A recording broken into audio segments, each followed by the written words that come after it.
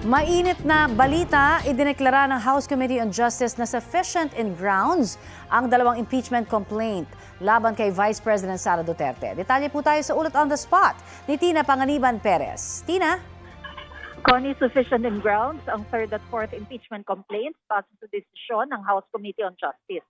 May inihaing magkahiwalay na mosyon sa komite para ideklarang sufficient in grounds ang third impeachment complaint laban kay Vice President Sara Duterte at ang fourth impeachment complaint at wala namang nag-object dito. Ibig sabihin, uusad na ang House Committee on Justice sa susunod na hakbang sa impeachment proceedings, ang pagsasagawa ng hearing proper. Inanunsyo ni House Committee on Justice Chair Jervy Luistro ang tinawag niyang predetermined na petsa ng hearing na isasagawa ng komite sa March 25, April 14, April 22 at April 29.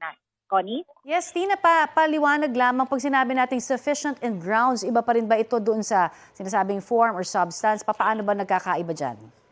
Magkaiba yan kasi yung sufficient in form, tapos na yon. Ito yung titingnan nila yung actual complaint na inihain. Di ba kung notarized ba, pinirmahan ba ng complainant, alam ba niya yung kanyang inaakusa, may basehan ba yung aligasyon niya, may in-attach ba siyang mga dokumento.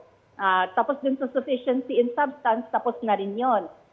Ang itong sufficiency in grounds, ang determination nito ay kung may basehan para magsagawa na sila ng hearing proper. Ang sinundan nitong step, Connie, kung matatandaan mo ay yung paghahain na dapat ng answer nung pinapa-impeach na official at yung magiging reply ng complainant.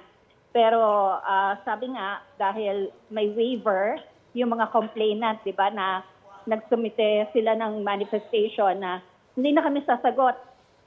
Kasi para wala tumuloy namang na. sinagot. Oo, kasi para tumuloy na. At saka, walang say-say kasi, sabi ng complainant, wala namang sinagot si VP Sara Duterte doon sa mga alegasyon namin. So, tinatawag nilang non-answer. Right. So, since non-answer for them, hindi na kami magsusumite ng reply. Pero kung inisa-isa ni Vice President Duterte yung mga alegasyon at sinagot niya isa-isa, doon sa reply ng complainant, sasagutin nila yon, yung mga sagot ni VP.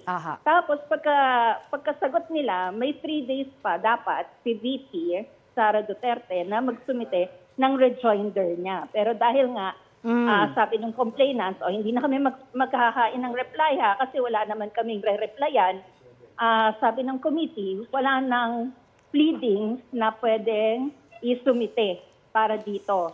Alright. So hanggang doon na sa reply or manifestation of waiver noong mga complaints. So aabangan na lang natin ang March 25 committee hearing. Hearing Alright. proper. Okay. Maraming salamat, Tina Panganiban Perez.